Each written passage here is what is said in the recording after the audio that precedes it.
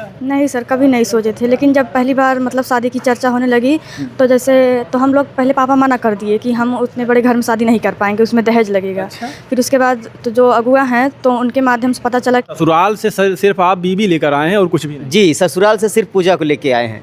कुछ भी नहीं? कुछ भी नहीं, एक सामान भी नहीं हम लेके आए हैं, सिर्फ पूजा को लेके आए हैं। और कुछ आपके लिए गहने वहने तो दिए होंगे आपके पिताजी? नहीं, कुछ भी नहीं दिए हमारे पापा। जो भी सर मिला है वो ससुराल से ही मिला है। अच्छा, जो आपने सब पहना सब ससुराल सब में? ससुराल से मिला है। आपने ये भी मना कर दिया था कि अपनी बेटी को भी कुछ मत दीजिएगा? बिल्कुल, हमने कहा था पापा आप कोई भी सामान मत लीजिएगा, फ्रिज, कूलर, पंखा, ये जो भी वस्तुएं लोग देते हैं शादी ब्याह में, हमने पहले से ही मना कर दिया था कि ये सब आप कुछ नहीं लेना है। हम दहेज में जो आपने बताया cooler, TV, fridge, washing machine जो होता है, गहने हुआ, इसके अलावा भी बहुत खर्चे होते हैं लड़की वालों के। टेंट लगाना हुआ, खाने पीने की व्यवस्था करना हुआ, जयमाल का व्यवस्था करा, उसमें भी अगर अच्छे से करो तो कई लाख रुपए चले जाते हैं। उन सब का खर्चा किसने देखा था? हाँ, यहाँ से मना किया गया था, फिर भी पापा बोले कि मतलब बेटी के घर जा रहे तो खाली हाथ नहीं सही है, तो हम कुछ बर्तन वगैरह मीठा उठा ले जाना चाहिए। परंपरा है तो सर इसलिए वो लेके आए थे। फिर भी जो हमारे मतलब परिवार ने उन्हें मतलब सम्मानपूर्वक मना कर दिया कि हम इसे नहीं लेंगे, ये दहेज के अंतर्गत आ जाएगा। कितनी एज हुई है आपकी? हमारी एज सर मैं 34 साल का हूँ। और आपकी पूजा जी? सर हमारी एज जो है 21 साल। हमारे पति ने बिना बगैर दहेज की शादी करके एक समाज में एक नया मिसाल पेश किया है। और सभी मतलब युवाओं को इस पे मतलब गौर करना चाहिए कि ये जो शादी है बगैर दहेज की जब शादी करेंगे तो इसकी खुशी जो होती है वो अलग होगी। परिवार अच्छा हो और संस्कार हो, दोनों लड़की और लड़का दोनों मतलब विश्वास रहे कि एक दूसरे पे विश्वास बना रहे। विश्वास सबसे बड़ी जो है, विश्वास सबसे बड़ी ताकत है। और कुछ हाँ, अगर विश्वास नहीं रहेगा तो कुछ भी नहीं रहेगा। दहेज एक छोटा शब्द है, लेकिन इस दहेज के नीचे आज हमारे देश के करोड़ों लोग दब चुके हैं। और इसी दहेज के चलते कितनी बहन बेटियां अपनी जान गंवा देती हैं और कितनी बहन बेटियों को मार दिया जाता है। अब आप सोचेंगे कि ये दहेज प्रथा आखिर आई कहाँ से? ये जो दहेज प्रथा है हमारे प्राचीन काल से चल रही है। दहेज प्रथा अगर हम इसको थोड़ा से सर्च करके हम इसके बारे में जानने की कोशिश किए तो हमें बताया गया कि प्राचीन भारत में इसे स्त्री धन कहा जाता था। विवाह के समय माता पिता अपनी बेटी को धन, आभूषण, कपड़े, पशु, भूमि या अन्य संपत्ति देते थे ताकि उसे आर्थिक सुरक्षा मिल सके और ज़रूरत पड़ने पर वह इसका उपयोग कर सके। धीरे धीरे समय बदलता गया और यह प्रथा जो है कई स्थानों पर मांग इसकी बढ़ती चली गई। लड़की के परिवार से वर पक्ष द्वारा धन और सम्मान की मांग की जाने लगी। जितना बड़ा परिवार, जितना बड़ा आपके पास, जितना ज़्यादा पैसा, उतना ज़्यादा आपकी मांगे, उतना ज़्यादा आपसे दहेज मांगा जाता था। लेकिन आज मैं जिस परिवार के बीच में बैठा हूँ, इन्होंने इन सबको परे रखते हुए एक मिसाल कायम की है, जो भाई साहब हैं। क्या सर नाम आपका? मेरा नाम अरविंद कुमार निषाद है। अरविंद कुमार निषाद जी हैं, जो कि बगैर 1 रुपये दहेज लिए इन्होंने इस कन्या से, इस लड़की से शादी की है। क्या नाम है जी आपका? जी, हमारा नाम पूजा निषाद है। पूजा निषाद। Yes sir. आपकी शादी जो कि इस समय वायरल चल रही है, बताया जा रहा है, आप क्लोज करके 3 लोगों को दिखाइए, आगे आइए। बताया जा रहा है काफ़ी चर्चा का विषय बना हुआ है ये आपकी शादी।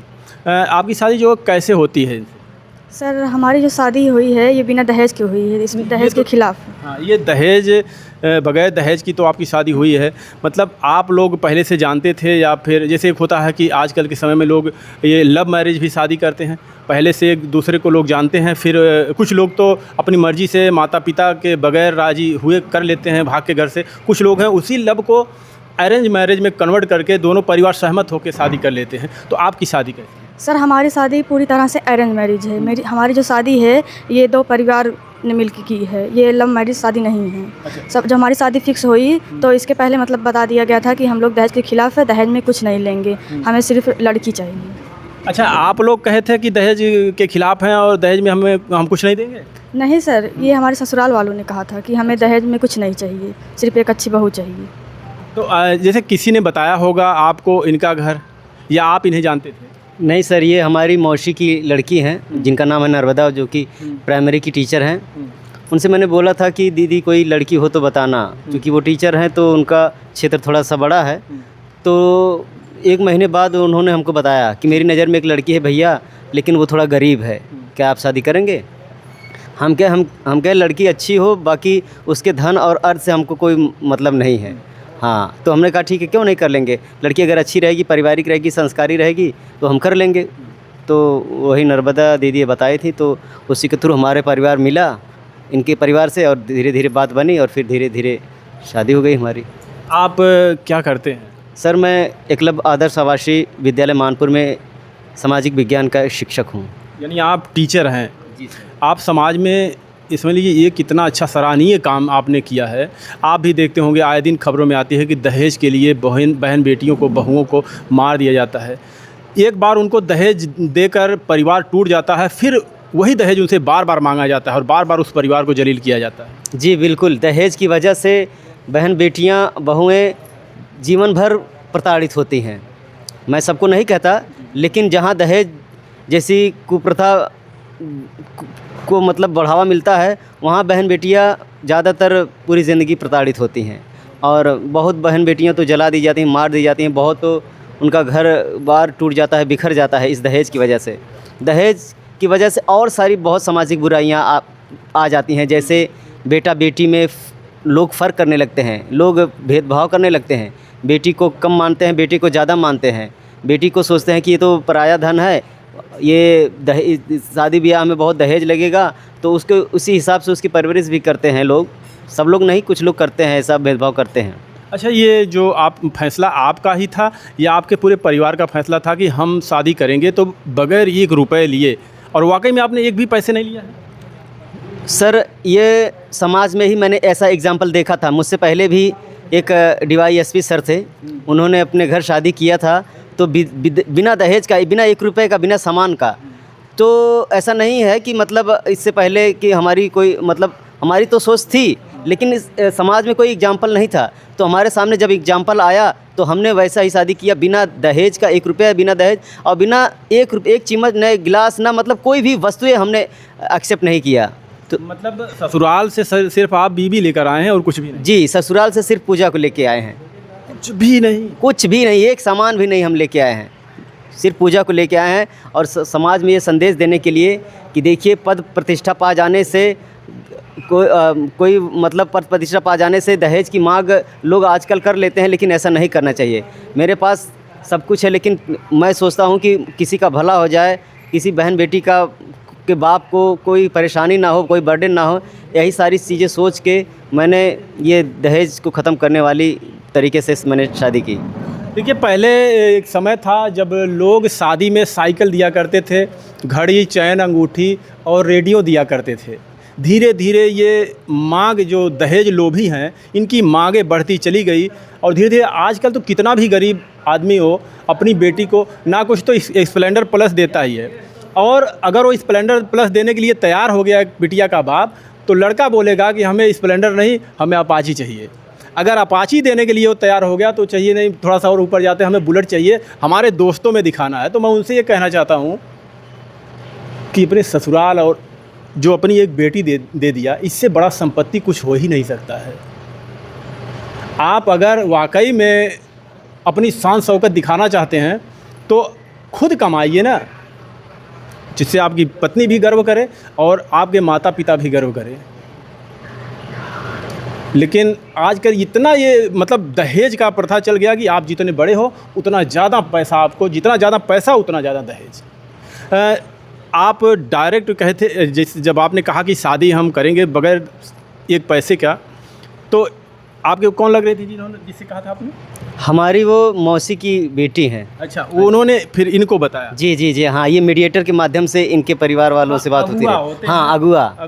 तो जब आपके परिवार से बात किए और आप लोग जब सुने कि एक हमें टीचर जी मिले हैं और शादी करना चाहते हैं और वो भी बगैर 1 पैसे के, तो कैसा लगा था उस वक्त? कभी आपने सोचा था कि बगैर धन के शादी हो सकता है? नहीं सर, कभी नहीं सोचे थे, लेकिन जब पहली बार मतलब शादी की चर्चा होने लगी तो हम लोग पहले पापा मना कर दिए कि हम उतने बड़े घर में शादी नहीं कर पाएंगे, उसमें दहेज लगेगा। अच्छा। फिर उसके बाद तो जो अगुआ हैं तो उनके माध्यम से पता चला कि वो लोग दहेज के खिलाफ़ है, दहेज नहीं लेंगे, बगैर दहेज की शादी करेंगे। तो पापा भी मतलब तब पापा हाँ करे कि ठीक है हम कर देंगे जब बिन दहेज नहीं लेंगे। उसके बाद बात आगे बढ़ी तो उसके बाद हमारी शादी जो है 8-9 जून को हो गई। अच्छा, दहेज के पहले उन्होंने सोचा आपके पिता ने कि इतने बड़े घर में हमारी बेटी जाएगी तो जितना बड़ा घर है उसी हिसाब से दहेज भी चाहिए। आजकल तो अगर कोई नौकरी लड़का कर रहा तो उसे 4 व्हीलर से नीचे भाई चाहिए नहीं। तो कैसे क्या करते हैं आपके पिताजी? हमारे पापा राजगीर है, घर बनाने का काम करते हैं। घर बनाते हैं। Yes sir. लेकिन आपकी तकदीर किस्मत जो भी कहें बहुत अच्छी थी। पिताजी भले राजगीर थे। तो अभी क्या कहेंगी जो लोग दहेज लेते हैं और दहेज के कारण जो बहन बेटियों के साथ हमारे देश में अत्याचार हो रहा है, इस पर कुछ कहना चाहती हैं? सर हम उन माँ बहन बेटियों और गांव मतलब समाज को यह संदेश देना चाहते हैं कि जो हमारे पति ने बगैर दहेज की शादी करके एक नया मिसाल पेश किया है, और हम उन युवाओं से विनती करते हैं कि वो भी बगैर दहेज की शादी करें और जो बहन बेटियां हैं उनको सम्मान और समान अधिकार दें और दहेज मुक्त शादी करें। अच्छा, कुछ आपके लिए गहने वहने तो दिए होंगे आपके पिताजी? नहीं, कुछ भी नहीं दिए हमारे पापा। जो भी सर मिला है वो ससुराल से ही मिला है। अच्छा, जो आपने सब पहना सब ससुराल से मिला है। आपने ये भी मना कर दिया था कि अपनी बेटी को भी कुछ मत दीजिएगा? बिल्कुल, हमने कहा था पापा आप कोई भी सामान मत लीजिएगा। फ्रिज, कूलर, पंखा, ये जो भी वस्तुएं लोग देते हैं शादी ब्याह में, हमने पहले से ही मना कर दिया था कि ये सब आप कुछ नहीं लेना है। हम एक ऐसी शादी करेंगे जो लोगों के लिए एक मिसाल पेश हो। और हमारी विचारधारा शादी के समय ही नहीं आई, उससे पहले भी हमारे परिवार की विचारधारा और हमारी थी। पढ़ाई के दौरान मैं ये सामाजिक बुराई जो मैं पढ़ता था, जो दहेज प्रथा पे मैं जो निबंध मैंने बड़े बड़े लेख लिखे हैं उसको पढ़ता था, तो मुझे एहसास होता था और समाज में मैं देखता था कि कैसे बहन बेटियां जला दी जाती हैं, मार दी जाती हैं। मेरे मतलब मैं समाज में सोशल मीडिया के माध्यम से तमाम आए दिन खबर आती रहती है कि यहाँ बेटी मार दी गई, यहाँ बहू जला दी गई, यहाँ पे घर टूट गया, घर छोड़ दिया, बारात लौट गई। तमाम तरीके की सोशल मीडिया पे भरे पड़े हैं ऐसी न्यूज़। तो कष्ट होता है मुझे, समाज में ऐसी कुप्रथा को देख के मुझे बहुत कष्ट होता है। और एक पढ़े लिखे इंसान अगर ऐसी नई सोच नहीं पैदा करेगा तो फिर आम जन लोग कैसे, बेचारे वो लोग कैसे एडजस्ट करेंगे, कैसे नहीं रह देंगे। और जैसा कि आप लोग जानते हैं कि मैं एक शिक्षक हूँ, तो शिक्षक का ये दायित्व बनता है कि वो समाज को कुछ नया दे। तो मैंने समाज को ये चीज़ें, हालांकि मैं ही केवल नहीं ऐसा कर रहा हूँ, बहुत लोग ऐसा कर रहे हैं और आगे भी करते रहेंगे, लेकिन जो मुझसे हो सका है दहेज के खिलाफ़ या दहेज मुक्त वो मैंने किया। और मैं इस मामले में थोड़ा सा अलग हूँ कि मैं एक भी वस्तु नहीं लेके आया, मैं केवल अपनी पत्नी लेके आया हूँ। शादी में मान दहेज में जो आपने बताया cooler, TV, fridge, washing machine जो होता है, गहने हुआ, इसके अलावा भी बहुत खर्चे होते हैं लड़की वालों के। टेंट लगाना हुआ, खाने पीने की व्यवस्था करना हुआ, जयमाल का व्यवस्था करा, उसमें भी अगर अच्छे से करो तो कई लाख रुपए चले जाते हैं। उन सब का खर्चा किसने देखा था? देखिए सर, मैं अगर हम पहले से ही बता दिए थे कि हम बहुत कम बाराती आएंगे, हम 60 लोग बाराती आएंगे। यहाँ तक कि मैंने कहा था कि ये जयमाल वगैरह के सब पापा मत करिएगा, कोई बहुत बड़ा टेंट वेंट मत करिएगा आप, जयमाल उमाल नहीं, हमारी मंडप में ही शादी हो जाएगी। यही पूजा जी हैं, इनसे पूछ लीजिए। मैं इनसे कह रहा था कि यार ये जयमाल की क्या ज़रूरत है, मैं डीजे और रथ सब मना कर दिया था, लेकिन लास्ट में हालांकि डीजे मैं कर दिया, रथ कर दिया। और बाद में पता चला कि वहाँ वालों की इच्छा है कि जयमाल पे हो, तो हमने ज़्यादा प्रेस नहीं किया। लेकिन हमारी तरफ से हाँ उनका भाई उनका वो था, वहाँ वो कर सकते थे। लेकिन जहाँ तक था मैंने सारी चीज़ें मना किया था, लेकिन कुछ चीज़ें वो अपने स्तर से किए थे, लेकिन कुछ चीज़ें वो लाए भी थे हमको देने के लिए, लेकिन हम वो कोई भी चीज़ नहीं लेके आए। वहाँ टेंट वेंट लगा था, हालांकि हमने वो सारी चीज़ें मना किया था कि बहुत ज़्यादा वीआईपी टेंट वेंट मत करिएगा आप, नॉर्मल करिएगा। और हम 60 लोग केवल आएंगे, ज़्यादा लोग नहीं आएंगे। तो मैं बहुत ही नॉर्मल तरीके से शादी किया हूँ। और चूँकि मैं नहीं चाहता था कि मैं ज़्यादा बाराती लेके जाऊँ और फिर वहाँ बहुत बड़ा कार्यक्रम हो, तो उसमें भी तो बहुत सारे पैसे खर्च हो जाते हैं, तो फिर दहेज मुक्त कैसे हो पाएगा। तो दहेज मुक्त के मैं बिल्कुल एकदम समझ लीजिए कि इसको एकदम मैं हर स्तर पे ध्यान दिया हूँ। वहाँ बहुत ज़्यादा भीड़ ना लगे, बहुत ज़्यादा बर्डन ना आ जाए खाने पीने को भी लेके। तो जितना मुझसे हो पाया है मैं उतना किया हूँ। और वहाँ से तो जो लाने का वस्तुएं लाने की बात है, वहाँ से कोई वस्तु नहीं लाया। मेरे हाथ अंगुली में ना कोई घड़ी है, ना कलाई में, ना उंगली में कोई अंगूठी है, ना चैन है, मतलब मैं कुछ भी नहीं लिया।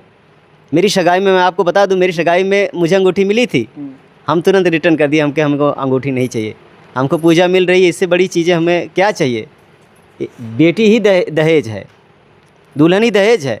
तो इसी की फार्मूलों को, इसी पंक्ति को मैंने एकदम साक्षर एकदम सही किया है। ये आपकी माता जी हैं? हाँ, हमारी माँ जी। हाँ, माता जी क्या कहेंगी, बाप के बेटे की शादी में कुछ मिला नहीं कि आप लोग लिए नहीं? हम लोग लिए नहीं भैया, गाड़ी से ले आ रहे हैं इनके बाप, बहुभोज करा रहे, हम प्रधान है। अच्छा। पूरा गांव के जब खियावे लागे तब आए 10 लोग, 3 गाड़ी लेके आए, न बहुमा कुल सामान लेके आए, हम कुछ ना उतरवाए, हम कहीं ले जाए, कुछ नहीं चाहिए, सब कुछ लेके चला गए यहीं क्या से। करे, सामानवा खरीद ले रहे हैं सब? मना करा रहा भैया, परेशान जिन हो, कुछ ना चाहिए।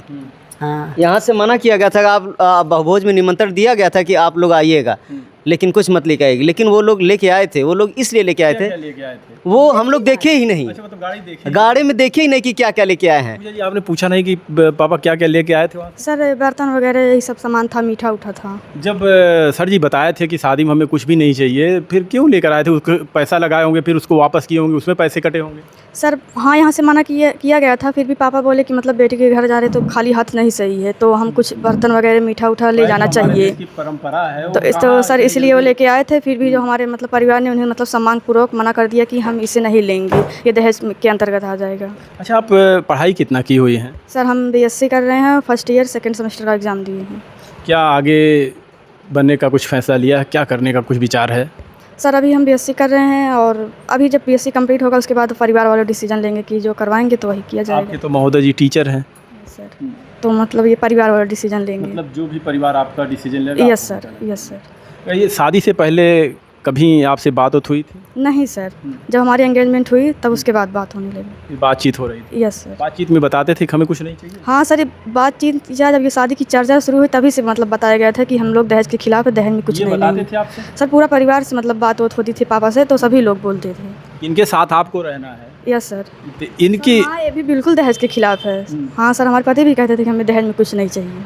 तो आपने पूछा नहीं कि आज आप कह रहे हो कि दहेज के खिलाफ हैं, दहेज नहीं चाहिए, कल हमें ले जाइए और फिर बोलिए कि आपके बाप ने हमें दिया क्या?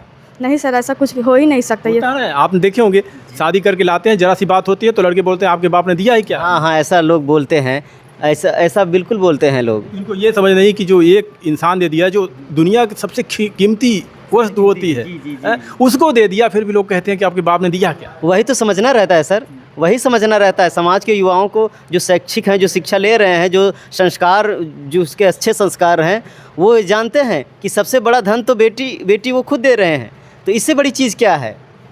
तो यही समझना, अगर यही समझ गए तो फिर दहेज एकदम अपने आप ख़त्म हो जाएगी। बिल्कुल। पूजा जी, आप दहेज के खिलाफ हैं?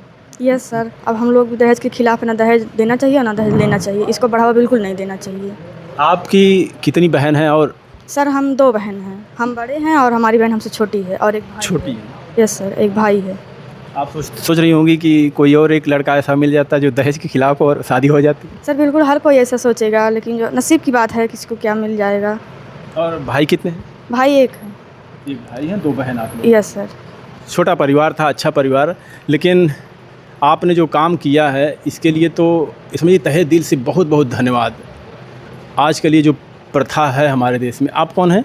हम इनके भाभी हैं सर। आप भाभी हैं? जी सर। आप तो ज़रूर कुछ लेके आई होंगी। नहीं सर, हमारी शादी भी दहेज मुक्त हुई है।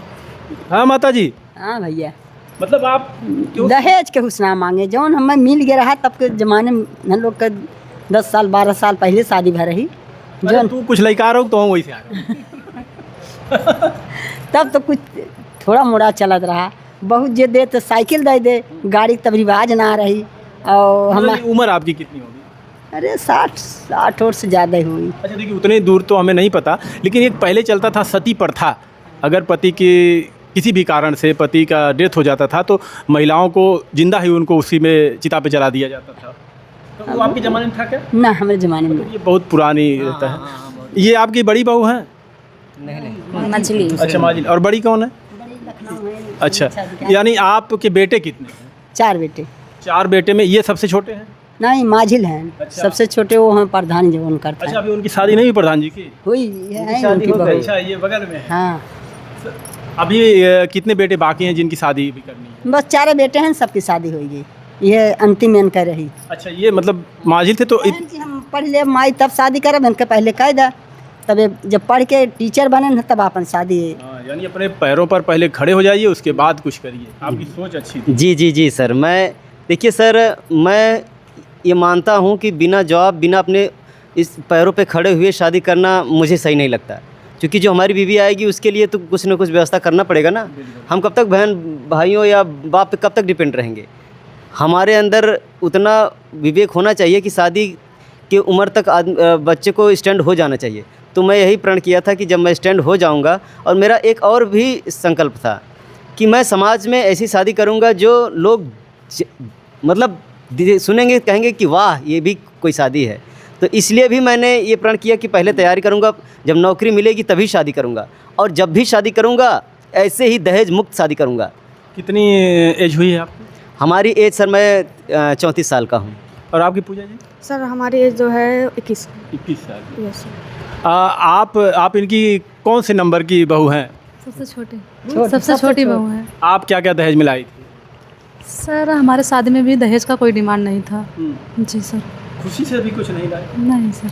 महाराज जी, आपने तो बहुत समझ लीजिए, हम तो सोचे बस एक ही बेटे का आपने ऐसा किया। नहीं नहीं सर, देखिए कुछ मिला जो हमारे 4 भाइयों में जो 3 भाइयों की शादी हुई है और मेरी शादी हुई है, किसी भी शादी में दहेज की कोई डिमांड नहीं थी, कोई कुछ नहीं बोला गया था। लेकिन जो मेरे से पहले जो 3 भाइयों की शादी हुई है, उसमें जो सामान वहाँ के लोग खुशी से दिए थे, वो सामान ले लिया गया था। माता जी, हम इसलिए आपसे पूछा कि कोई बेटा उटा आपका अभी बाकी है कि हमारा एक दोस्त है, वो आप ऐसे समाज के हम सोचे करवा दे, भाई बेचारा बहुत गरीब है। नहीं सर, ये पछली शादी है। गड़बड़ हो गया, हम बड़ा सोच के आए थे कि कुछ काम हो जाएगा किसी बेचारे का भला है। तो पूजा जी, लास्ट में आप कौन से नंबर की बहू हैं? सर तीसरा। तीसरे नंबर। तीसरी नंबर। क्या जो इस हमारे समाज में कुरीतियाँ जो हैं हमारे समाज में, ये इस पर कुछ कहना चाहती हैं? आप कितना पढ़ी लिखी हैं?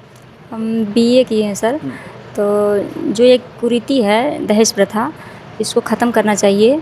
जैसा कि हमारे परिवार वालों ने किया है, वैसा सब लोगों को करना चाहिए। दहेज मुक्त शादी सभी को ऐसा करना चाहिए। पूजा जी, लास्ट में आप कुछ कहना चाहती हैं?